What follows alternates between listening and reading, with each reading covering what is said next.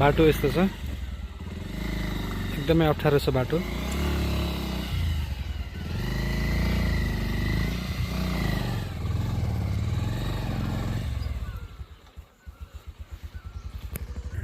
बल्ल बल्ल ठेलेर दुईजना मिलेर बल्ल बल्ल बल्ल हामी हाम्रो डेस्टिनेसनमा आइपुगेका छौँ। ल आजको यात्रा हाम्रो यहीँसम्म हो। ल हामी गाउँमा आइपुगेका छौँ। उहाँ माथि चाहिँ हाम्रो सन्तोष गुरुबाको घर हो।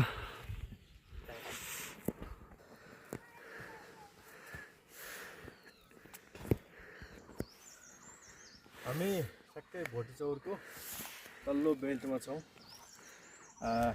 यो गाउँ निकै राम्रो छ। प्राकृतिक रूपमा परमेश्वरले राम्रो गाउँ बनाउनु भएको छ। हामी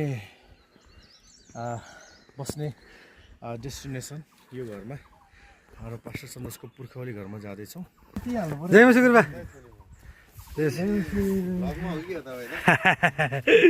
ल बल्ल हामी आइपुग्यो। जय श्री गुरु। ल म त त्यो यत्रो मुडा दाइ हिजो त्यहीँ राख्यो भने तामाङहरूलाई फेरि ल एकदमै रमाइलो ठाउँमा छ हाम्रो सन्तोष गुरुबाको घर हो। यो पुर्खौली घर एकदमै राम्रो ठाउँमा छ। जय मसी गुरु। जय